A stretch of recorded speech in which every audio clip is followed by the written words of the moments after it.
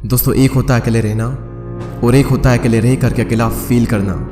भले ही हमारी टेक्नोलॉजी बहुत ही एडवांस हो चुकी हो, हम चांद तक क्यों ना पहुंच गए हो, लेकिन हमारा सबकॉन्शियस माइंड उस रफ्तार से डेवलप नहीं हो पाया है। उसे आज भी यही लगता है कि जिस तरह हमारे लिए पहले ग्रुप में रहना जरूरी था, क्योंकि अगर ग्रुप में नहीं रहेंगे तो जानवरों को शिकार नहीं कर पाएंगे, बल्कि खुद जानवरों का शिकार बन जाएंगे। और इसी वजह से हमारा ब्रेन आज भी अकेलेपन को डेंजर का साइन मानता है। साइंटिस्ट ने एक बार एक एक्सपेरिमेंट किया और उसमें लोगों से पूछा गया कि आप अपने नेगेटिव थॉट्स के साथ में 15 मिनट अकेले रहना पसंद करेंगे या फिर एक बिजली का झटका। और रिजल्ट जानकर आपको हैरानी होगी कि 67% मैन ने और 25% वेमेन ने बिजली के झटके को चुना। लोग खुद के साथ 15 मिनट अकेले नहीं रह सकते। जिन विचारों के साथ उन्हें पूरी जिंदगी बितानी है, उनके साथ वो 15 मिनट अकेले नहीं रह सकते। लेकिन हम यहाँ पर बात कर रहे हैं अकेले रहने की। जंगल का राजा शेर ज़्यादा टाइम अकेले रहना पसंद करता है। उसकी ज़िंदगी में ऐसी बहुत सी सिचुएशन आती है जहाँ पर उसे भेड़ियों का झुंड घेर लेता है। उस वक्त वो ना तो अकेला फील करता है और ना ही वो कमज़ोर फील करता है।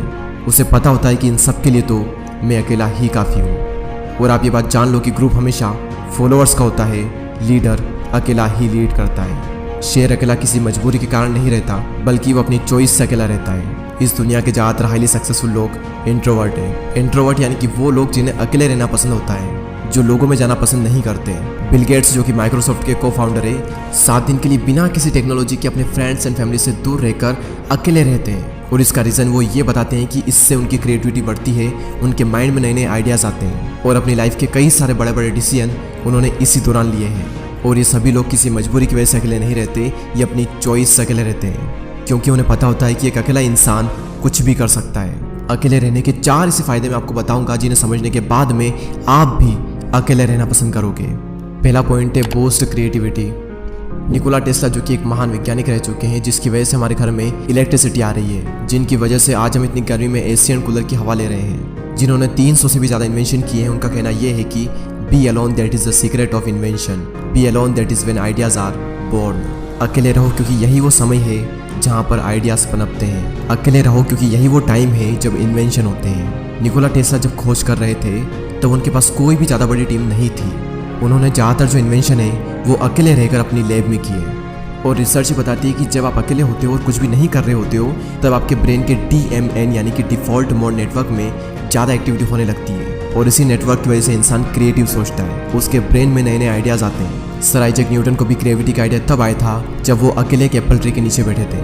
मेरे इस यूट्यूब चैनल पर इतनी सारी वीडियो है, इनमें से एक भी वीडियो ऐसी नहीं है जो कि मैंने किसी के साथ बैठकर बनाई हो। सारी वीडियोस के आइडिया मुझे अकेले में आए हैं और सभी वीडियो की स्क्रिप्ट मैंने अकेले बैठकर ही लिखी है। अगर मेरे साथ कोई है तो मैं कभी भी काम नहीं कर सकता। मुझे एकांत माहौल चाहिए क्रिएटिव सोचने के लिए। सेकंड पॉइंट है इंक्रीज्ड फोकस। जब आप अकेले रहोगे तो उन सभी लोगों से दूर रहोगे जो कि आपका ध्यान भटकाते हैं। आपका पूरा फोकस बस एक ही जगह पर रहेगा, आप चाह कर भी भटक नहीं सकते। आज से 4 साल पहले जब मैंने अपनी यूट्यूब जर्नी स्टार्ट की थी, तब मेरी लाइफ में सिर्फ 3 से 4 ही फ्रेंड थे और उनसे भी मेरा मिलना बहुत ही कम होता था। उस वक्त मैं ज़्यादातर टाइम अकेला ही रहता था और मुझे बहुत अच्छा लगता अकेले रहना, क्योंकि अकेले में मैं एक जोन में होता था। मैं भगवान का बहुत ही शुक्रगुजार हूँ कि उस वक्त मुझे लोग ज़्यादा पसंद नहीं करते थे। मेरी लाइफ में बहुत ही कम लोग थे और उसी वजह से मैं फोकस कर पाया और आज कुछ बन पाया, सिर्फ और सिर्फ क्योंकि मैं आइसोलेशन में था। अब ये आइसोलेशन क्या होता है? एक होता है अकेले रहना और एक होता है अकेले रह करके अकेला फील करना। अकेले फील करना यानी कि लोनलीनेस, अकेलापन। इसके लिए आपकी लाइफ में 1 से 2 लोग होने चाहिए, कुछ खास लोग जिनसे आप टाइम टू टाइम मिल लें, अपने दिल की बातें शेयर कर लें और उसके बाद फिर ख़त्म। और एक होता है अकेले रहना यानी कि आइसोलेशन, जहाँ पर आपका focus, creativity and productivity next level पर होती है। आइडियाज़ आते हैं, हम ग्रो करते हैं, अपनी क्षमताओं का पूरा इस्तेमाल करते हैं। और यही हुआ मेरे साथ जब मैं आइसोलेशन में चला गया। तीसरा सबसे बड़ा फ़ायदा सेल्फ अवेयरनेस। आप खुद को जान पाते हो। दोस्तों, एक बार मैं खाना खाने के बाद वॉक पर जा रहा था। रास्ता काफ़ी लंबा था, आधा रास्ता बीत गया।